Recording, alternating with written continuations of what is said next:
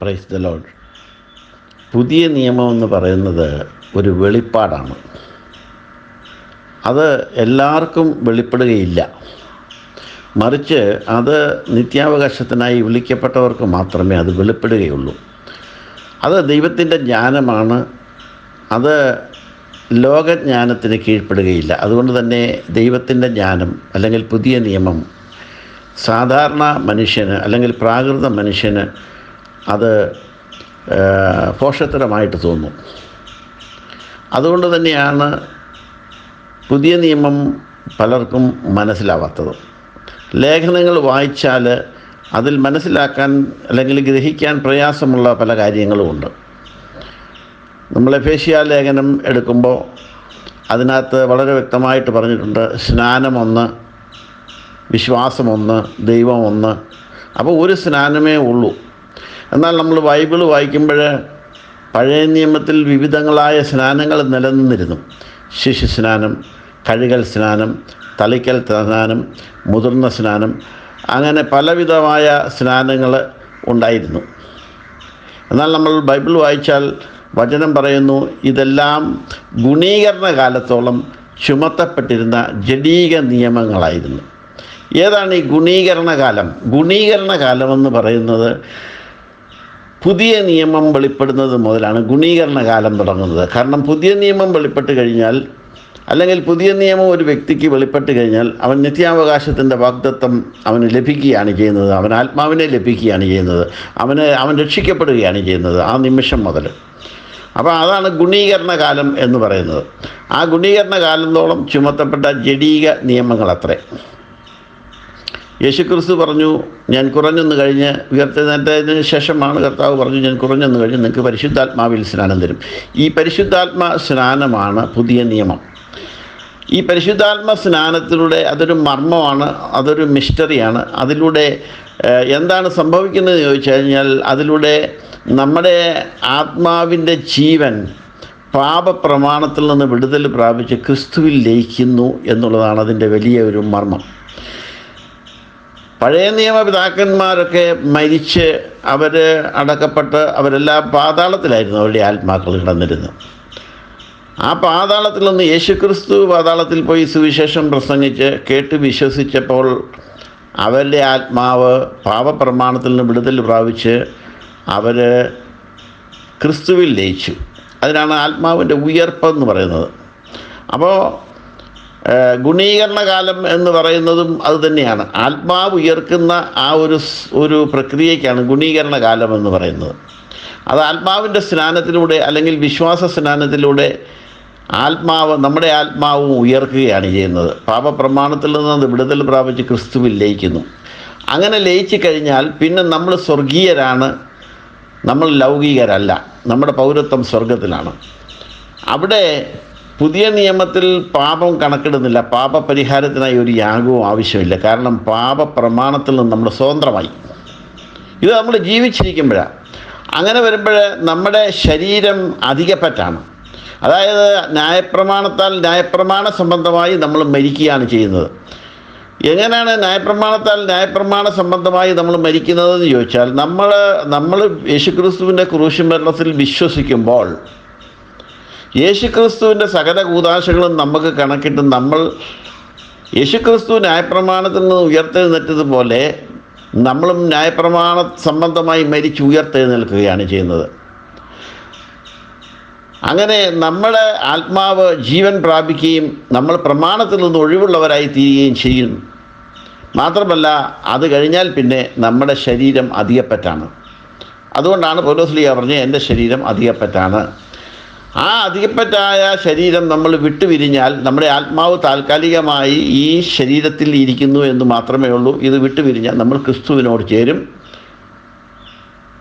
നമ്മുടെ ആ ശരീരം അധികപ്പറ്റാൻ അതിന് പിന്നെ സംസ്കാരമോ ഒരു കൂദാശയോ ഒന്നും ആവശ്യമില്ല. കാരണം കൂദാശകളും സംസ്കാരങ്ങളും സംസ്കാര ശുശ്രൂഷയൊക്കെ കഴിഞ്ഞാണ് നമ്മുടെ ആത്മാവ് നമ്മൾ ജീവിച്ചിരിക്കുമ്പോൾ തന്നെ ആത്മാവിൻ്റെ സ്നാനത്തിലൂടെ ഉയർത്തെഴുന്നേൽക്കുന്നത്. അപ്പോൾ ക്രിസ്തുവിനോട് നമ്മൾ താതാത്മ്യം പ്രാപിക്കുക. യേശുക്രിസ്തു ഏറ്റ സകല കൂദാശകളും നമുക്കും കൂടി കണക്കിടാനുള്ള ആകിയാൽ എന്ന് റോമാലേഖനത്തിൽ അതുകൊണ്ടാണ് എഴുതിയിരിക്കുന്നത്.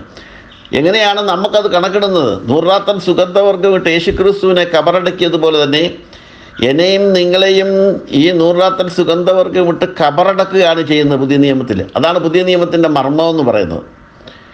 ഇത് എല്ലാവർക്കും വെളിപ്പെടാനുള്ള ഭാഗ്യമില്ലാത്തത് കൊണ്ടാണ് പഴയ നിയമ പിതാക്കന്മാർ അല്ലെങ്കിൽ യേശുക്രിസ്തുവിന് ശേഷം കോൺസ്റ്റന്റൈൻ ചക്രവർത്തിയുടെ കാലത്ത് ഇന്ന് കാണുന്ന ആചാരാനുഷ്ഠാനങ്ങളും ഒക്കെ ക്രിസ്തു മതത്തിൽ വേരൂന്നിയത്. അവർ പഴയ നിയമത്തെ ബേസ് ചെയ്ത് അവരുടെ പഴയ നിയമ പുരോഹിതന്മാരുടെ തൊപ്പിയും തൊങ്ങലും ഒക്കെ വെച്ച് അതെല്ലാം കൊണ്ടുവന്ന് യൂണിഫോം ഒക്കെ കൊണ്ടുവന്ന് ഒരു പുതിയ സംസ്കാരം അല്ലെ ഒരു പുതിയ ആരാധനാ രീതി, അതുപോലെ വിവാഹ ശുശ്രൂഷകൾ, വിവാഹ സംബന്ധമായ കാര്യങ്ങൾ, ഇതൊക്കെ സത്യം പറഞ്ഞാൽ പുതിയ നിയമത്തിൽ യേശുക്രിസ്തു പുതിയ നിയമം സ്ഥാപിച്ചു കഴിഞ്ഞ് കർത്താവ് പറഞ്ഞു എല്ലാവരും മാനസാന്തരപ്പെട്ട് രക്ഷ കരസ്ഥമായിക്കൊള്ളാൻ. കാരണം ഒരു ഇപ്പോഴാകുന്നു സുപ്രസാദകാലം, ഇപ്പോഴാകുന്നു രക്ഷാദിവസം. ആ രക്ഷാദിവസം കരസ്ഥമാക്കുക, രക്ഷ കരസ്ഥമാക്കുക എന്നുള്ളതാണ് ഒരു വ്യക്തിയെ സംബന്ധിച്ചിടത്തോളം ഏറ്റവും പരമപ്രധാനമായ ഒരു കാര്യം. നമ്മൾ ജീവിച്ചിരിക്കുമ്പോൾ തന്നെ രക്ഷ കരസ്ഥമാക്കുക. നമ്മൾ ജീവിച്ചിരിക്കുമ്പോൾ നമ്മൾ രക്ഷ കരസ്ഥമാക്കുന്നില്ല എങ്കിൽ നമ്മൾ മരിച്ചു കഴിഞ്ഞാൽ നമ്മൾ നരകത്തിലേ പോവുകയുള്ളൂ. കാരണം നമ്മൾ ജീവിച്ചിരിക്കുമ്പോഴാണ് നമ്മുടെ ആത്മാവ് പാപപ്രമാണത്തിൽ നിന്ന് വിടുതൽ പ്രാപിച്ച് ക്രിസ്തുവിൽ ലയിക്കുന്നത്. അതിനാണ് രക്ഷാനിർണയം എന്ന് പറയുന്നത്, നമ്മുടെ ആത്മാവിൻ്റെ ഉയർപ്പ് എന്ന് പറയുന്നത്. കർത്താവിൻ്റെ വരവെങ്കിൽ നമ്മുടെ ശരീരമാണ് രൂപാന്തരപ്പെടുന്നത്. അപ്പോൾ ഏതൊരു വ്യക്തിയുടെ ആത്മാവ് അവർ ജീവിച്ചിരുന്നപ്പോൾ ഉയർത്ത് ക്രിസ്തുവിൽ മറഞ്ഞിട്ടുണ്ടോ അവരുടെ ശരീരം മാത്രമേ കർത്താവിൻ്റെ വരവെങ്കിൽ രൂപാന്തരപ്പെടത്തുള്ളൂ. അല്ലാത്തവരുടെ ആത്മാവ് പാതാളത്തിലാണ് പോകുന്നത്. അത് നമ്മൾ മനസ്സിലാക്കണം. ഇതാണ് ആ സത്യം. ഈ പുതിയ നിയമത്തിൽ നമ്മൾ മരിച്ചു കഴിഞ്ഞാൽ നമ്മുടെ ജഡത്തിന് യാതൊരു പ്രസക്തിയുമില്ല. കാരണം അത് വെട്ടിയരിഞ്ഞ് തെങ്ങിന് വളമായിട്ടിട്ടാലും ഒരു കുഴപ്പമില്ല, അത് വെട്ടിയരിഞ്ഞ് ആറ്റിക്കളഞ്ഞാലും ഒരു കുഴപ്പമില്ല, അത് കുഴിച്ചു മൂടിയാലും കരിച്ചാലും ഒന്നും യാതൊരു പ്രശ്നവുമില്ല. കാരണം നമ്മൾ ജീവിച്ചിരുന്നപ്പോൾ തന്നെ ഉയർത്തെഴുന്നേറ്റ് കഴിഞ്ഞു. ഇന്ന് മതങ്ങൾ കാണിക്കുന്നതൊക്കെ ഉയർക്കുന്നതിന് വേണ്ടിയാണ്. പക്ഷേ അവർ തെറ്റിദ്ധരിച്ചിരിക്കുകയാണ്. മരിച്ച ശേഷമാണ് ഉയർക്കുന്നതെന്നാണ് അവർ തെറ്റിദ്ധരിച്ചിരിക്കുന്നത്. കാരണം അത് സത്യമറിയാനുള്ള ഭാഗ്യം അവർക്കില്ല. അതാണ് അതിൻ്റെ കാരണം.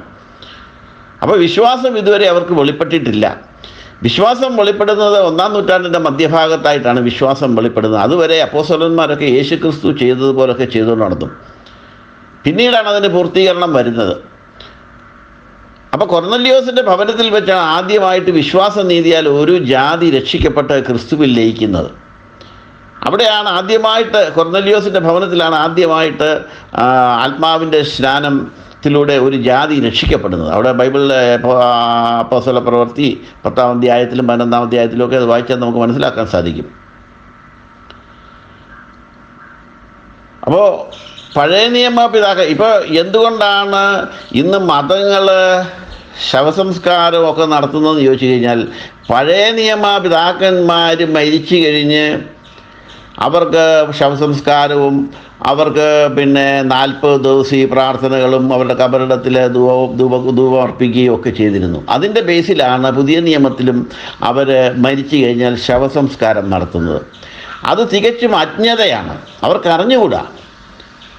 പഴയ നിയമത്തിൽ എന്തുകൊണ്ടാണ് മരിച്ചു കഴിഞ്ഞ് അവരുടെ അടക്ക ശുശ്രൂഷയും അതുപോലെ കൂദാശകളും ധൂപപ്രാർത്ഥനയൊക്കെ നടത്തിയെന്ന് ചോദിച്ചു കഴിഞ്ഞാൽ, പഴയ നിയമ പിതാക്കന്മാരുടെ ആത്മാവ് ഉയർത്തെഴുന്നേറ്റിട്ടില്ലായിരുന്നു. അത് മനസ്സിലാക്കണം. പഴയ നിയമ പിതാക്കന്മാരുടെ ആത്മാക്കൾ ഉയർത്തെഴുന്നേറ്റിട്ടില്ലായിരുന്നു. അവരെ മരിച്ച് പാതാളത്തിൽ കിടക്കുകയായിരുന്നു. മാത്രമല്ല അവരുടെ ആത്മാവിൻ്റെ ജീവൻ പാപപ്രമാണത്തിലായിരുന്നു. അത് ഉയർക്കുന്നത് വരെ അവരുടെ ജഡത്തിന് പ്രസക്തി ഉണ്ടായിരുന്നു. അതുകൊണ്ടാണ് മരിച്ചവർക്ക് വേണ്ടി പ്രാർത്ഥനയും ഒക്കെ. അതായത് ഈ വിവിധങ്ങളായ സ്നാനങ്ങളൊക്കെ അവർക്ക് വേണ്ടി നടത്തിയിരുന്നു, മരിച്ചവർക്ക് വേണ്ടി. എന്തിനാണെന്നറിയാമോ? അവർ ആത്മാവ് പാപപ്രമാണത്തിൽ നിന്ന് വിടുതൽ പ്രാപിക്കുന്നതിന് വേണ്ടിയാണ്. ഇതാണ് ആ മർമ്മം. ആ മർമ്മം നിങ്ങൾക്ക് ഗ്രഹിക്കാൻ പറ്റണം. അവരുടെ ആത്മാവ് പാപപ്രമാണത്തിൽ നിന്ന് വിടുതൽ പ്രാപിച്ചത് എപ്പോഴാണെന്നറിയാമോ? യേശുക്രിസ്തു പാതാളത്തിൽ പോയി സുവിശേഷം പ്രസംഗിച്ച് കേട്ട് വിശ്വസിച്ചവരുടെ ആത്മാവ് പാപപ്രമാണത്തിൽ നിന്ന് വിടുതൽ പ്രാപിച്ചു. അപ്പോഴാണ് അവരുടെ ശരീരം അധികപ്പറ്റായത്. എന്നാൽ ഇന്ന് ജീവിച്ചിരിക്കുമ്പോൾ ആത്മാവിൻ്റെ സ്നാനത്തിലൂടെ നമ്മുടെ ആത്മാവിൻ്റെ ജീവൻ പാപപ്രമാണത്തിൽ നിന്ന് വിടുതൽ പ്രാപിച്ച് യേശു ക്രിസ്തുവിൽ ലയിക്കുകയും നമ്മുടെ ശരീരം അധികപ്പറ്റാകുകയും ചെയ്യും. പിന്നെ ആ ശരീരത്തിന് യാതൊരു വാലിഡിറ്റിയും ഇല്ല. കാരണം മരിച്ച് സകല കൂദാശകളും കഴിഞ്ഞ് അടക്കം ചെയ്ത ഒരു ഡെഡ് ബോഡിക്ക് തുല്യമാണ്. ഒരു ഡെഡ് ബോഡി മരിച്ച് സകല കൂദാശകളും കഴിഞ്ഞ് അടക്കം ചെയ്ത് കഴിഞ്ഞാൽ പിന്നെ അതിന് യാതൊരു പ്രസക്തിയുമില്ല. എന്ന് പറഞ്ഞതുപോലെ പഴയ നിയമപിതാക്കന്മാരുടെ ആത്മാവ് ജഡത്തിന് പ്രസക്തി ഉണ്ടായിരുന്നു. എന്തുകൊണ്ടാണ്? അവരുടെ ആത്മാവ് പാപപ്രമാണത്തിൽ നിന്ന് വിടുതൽ പ്രാപിച്ചില്ല. ആത്മാവിൻ്റെ ജീവൻ പാപപ്രമാണത്തിൽ നിന്ന് വിടുതൽ പ്രാപിച്ചില്ല. അതുകൊണ്ട് അവരുടെ ആത്മാവ് പാതാളത്തിൽ കിടക്കേണ്ടി വന്നു. എന്നാൽ ഇന്ന് പുതിയ നിയമ വിശുദ്ധൻ അവൻ മരിച്ചു കഴിഞ്ഞാൽ അവൻ്റെ ആത്മാവിൻ്റെ ജീവൻ പാപപ്രമാണത്തിൽ നിന്ന് വിടുതൽ പ്രാപിച്ച് ക്രിസ്തുവിൽ ലയിച്ചിരിക്കുക കൊണ്ട് അവൻ നിദ്രയിലേക്കാണ് പോകുന്നത്. അവൻ്റെ ആത്മാവ് നിദ്രയിലേക്കാണ് പോകുന്നത്. കർത്താവിൻ്റെ വരവെങ്കിൽ അത് വീണ്ടും രൂപാന്തരപ്പെടും. പാതാളത്തിൽ പോകേണ്ട ആവശ്യമില്ല. അതുകൊണ്ടാണ് എന്നെ വിശ്വസിക്കുന്നത് ഞാൻ പാതാളത്തിൽ പോകാനായി വിടാൻ ഞാൻ പാട്ടുകാരൻ പറയുന്നത്. ഇതാണ് നമ്മൾ മനസ്സിലാക്കേണ്ട ഒരു സത്യം. പുതിയ നിയമ വിശുദ്ധൻ മരിച്ചു കഴിഞ്ഞാൽ അവൻ്റെ ആത്മാവ് നിദ്ര പ്രാപിക്കും. അവൻ്റെ ആത്മാവിൻ്റെ ജീവൻ ക്രിസ്തുവിൽ ലയിച്ചിരിക്കുകയാണ്. കർത്താവിൻ്റെ വരവെങ്കിൽ അവൻ്റെ ആത്മാവ് വീണ്ടും അവൻ്റെ ശരീരത്തിലേക്ക് വരികയും അവൻ രൂപാന്തരം പ്രാപിക്കുകയും ചെയ്യും. അതിനാണ് ന്യായപ്രമാണ സംബന്ധമായി മരിക്കുക എന്ന് പറയുന്നത്. ആ ഒരു മരണം നമ്മൾ ജീവിച്ചിരിക്കുമ്പോഴാണ് നടക്കേണ്ടത്. അപ്പോൾ ജീവിച്ചിരിക്കുമ്പോൾ യേശുക്രിസ്തുവിൻ്റെ മരണം നമ്മളിൽ നടക്കണം. അങ്ങനെയാണ് ആത്മാവ് ഉയർക്കുന്നത്. അതാണ് ഗുണീകരണ കാലം എന്ന് പറയുന്നത്. അതാ ഗുണീകരണ കാലത്തോളം ചുമത്തപ്പെട്ട ജഡീക നിയമങ്ങൾ അത്രേ പഴയ നിയമങ്ങളൊക്കെ. അതുകൊണ്ട് ഇന്ന് അതൊക്കെ മതങ്ങൾ ചെയ്യുന്നുണ്ട്, അറിവുകേടാണ്, അതിൻ്റെ ആവശ്യമില്ല. പുതിയ നിയമത്തിൻ്റെ മർമ്മം ഇതാ. മാത്രമല്ല എല്ലാ മതങ്ങളുടെയും അടിസ്ഥാന മർമ്മം ഇതുതന്നെയാണ്. സനാതന ധർമ്മം എന്ന് പറയുന്നതും പുതിയ നിയമം എന്ന് പറയുന്നതും മുസ്ലിങ്ങൾ ഇഞ്ചീൽ എന്ന് പറയുന്നതും എല്ലാം ഒന്ന് തന്നെയാണ്. ജ്ഞാനസ്നാനത്തിനാണ് അതിന് പറയുന്നത്. ജ്ഞാനസ്നാനം, രക്ഷ സൗജന്യമായി ലഭിക്കുന്ന ജ്ഞാനസ്നാനം, അറിവിലൂടെ രക്ഷ. ആ സ്നാനമെന്ന് പറയുന്നത് നമ്മളെ പാപപ്രമാണത്തിൽ നിന്ന് നമ്മൾ വിടുതൽ പ്രാപിക്കുക, ജസ്റ്റിഫിക്കേഷൻ. നമ്മുടെ പാപത്തിൽ നിന്ന് നമ്മൾ വിടുതൽ പ്രാപിക്കുക, ജസ്റ്റിഫൈ ചെയ്യുക നമ്മളെ. പിന്നീട് നമ്മൾ പാപികളല്ല, നമ്മൾ പിന്നെ വിശുദ്ധ ജനമാണ്. പാപപ്രമാണത്തിൽ നിന്ന് സ്വതന്ത്രമായതുകൊണ്ട് പിന്നെ പാപം കണക്കിടുന്നില്ല. കാരണം പ്രമാണത്തിൽ നമ്മൾ സ്വതന്ത്രമായി. പ്രമാണമില്ലാത്തപ്പോൾ പാപത്തെ കണക്കിടുന്നില്ല. ന്യായപ്രമാണം കൂടാതെ പാപം നിർജ്ജീവമാണ്. അതുകൊണ്ടാണ് പൗരോഹിത്യം ആവശ്യമില്ലാത്തത്. കാരണം പാപത്തിനായിട്ട് ഒരു യാഗവും ആവശ്യമില്ല. എന്നാൽ പാപം മൂലം മരണമുണ്ട്. ആദാം മുതൽ മോശ വരെ പാപത്താൽ മരണമാണതുപോലെ പുതിയ നിയമത്തിലും പാപത്താൽ മരണമുണ്ട്.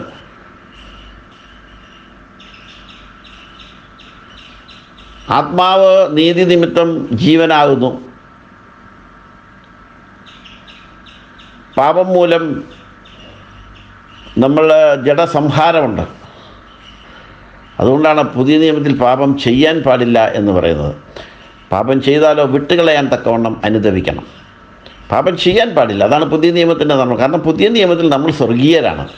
സ്വർഗത്തിൽ പാപം ചെയ്യാൻ പാടില്ല. അവിടെ വൺവേയാണ്, അവിടെ നീതിയുടെ അഭ്യസനമാണ്. അതുകൊണ്ട് അവിടെ പാപം ചെയ്യാൻ പാടില്ല. പാപം ചെയ്യാത്ത അവസ്ഥ നമ്മൾ പ്രാപിക്കണം. അത് നീതിയുടെ അഭ്യസനമാണ്. അത് കട്ടിയായുള്ള ആഹാരം, നന്മകളെ തിരിച്ചറിയാൻ തഴക്കത്തിൽ അഭ്യസിച്ച ഇന്ദ്രിയമുള്ള പ്രായം ചെന്നവർക്കേ പറ്റുമെന്ന് പൗലോസ്ലീഹ അതുകൊണ്ടാണ് പറയുന്നത്. അപ്പോൾ ഇന്ന് ഈ കാണുന്നതൊന്നുമല്ല ക്രിസ്ത്യാനിറ്റി എന്ന് പറയുന്നത്. വളരെ വ്യത്യസ്തമായ ഒന്നാണ്. ആത്മാവ് നമുക്ക് വെളിപ്പെടുത്തി തരേണ്ട ഒന്നാണ്. അത് നമ്മുടെ ഹൃദയത്തിൻ്റെ ഭിത്തികളിൽ എഴുതേണ്ട ഒരു ജ്ഞാനമാണ്. അതിലൂടെ നമ്മൾ രക്ഷ പ്രാപിക്കുകയാണ് ചെയ്യുന്നത്. പലർക്കും തോന്നിയേക്കാം, എങ്ങനെയാണ് പാപം ചെയ്യാതെ ജീവിക്കുക? പാപം ചെയ്യാതെ ജീവിക്കാൻ കഴിയും. കർത്താവ് പറഞ്ഞു, നിങ്ങൾ പാപം ചെയ്യരുത്. പാപം ചെയ്യാൻ മനുഷ്യന് കഴിയില്ല എങ്കിൽ കർത്താവ് ഒരിക്കലും അത് പറയില്ല. പക്ഷേ ദൈവത്തിൻ്റെ ആത്മാവില്ലാതെ, ആത്മാവിൻ്റെ സഹായമില്ലാതെ, കാര്യസ്ഥനെ കൂടാതെ നമുക്കത് സാധ്യമല്ല. അതുകൊണ്ട് കാരണം മനുഷ്യനെ ഭൂമിയിലേക്ക് അയക്കുമ്പോൾ ഈ പാപഹേതുവായ സരോഗുണങ്ങൾ നമ്മളിൽ ഏൽപ്പിക്കപ്പെട്ടാണ് അയച്ചിരിക്കുന്നത്. അതുകൊണ്ട് കാമക്രോധ ഏഷ എന്നീ 3 ഗുണങ്ങൾ നമ്മുടെ ശരീരത്തിലുള്ളതുകൊണ്ട് നമ്മളെപ്പോഴും പാപം ചെയ്തുകൊണ്ടിരിക്കും. ഇതിനെ അമർച്ച ചെയ്യണമെങ്കിൽ ആത്മാവിനെ പ്രാപിക്കണം. അപ്പോൾ ആദ്യമായിട്ട് നമ്മൾ ചെയ്യേണ്ടത് ആത്മാവിനെ പ്രാപിക്കുക, അല്ലെങ്കിൽ ജ്ഞാനസ്നാനത്തിലൂടെ മാത്രമേ അത് സാധിക്കുകയുള്ളൂ. അപ്പോൾ ജ്ഞാനം നമ്മുടെ ഹൃദയത്തിൽ വെളിപ്പെടുമ്പോൾ പാപം ചെയ്യാതിരിക്കാൻ നമ്മളെ ശീലിപ്പിക്കും, നമുക്കതിന് കഴിയും. നമ്മുടെ മരണത്തിന് മുമ്പ് ആ അവസ്ഥയെ പ്രാപിച്ച് ഈ ലോകത്തിൽ നിന്ന് മാറ്റപ്പെടാൻ നമുക്ക് കഴിയും. ഇതാണ് ക്രിസ്ത്യാനിറ്റി. അപ്പോൾ പാപം ചെയ്യാതെ ജീവിക്കാൻ ഒരു മനസ്സാണ് നമുക്ക് വേണ്ടത്. ആ മനസ്സൊരുക്കം ഉണ്ടെങ്കിൽ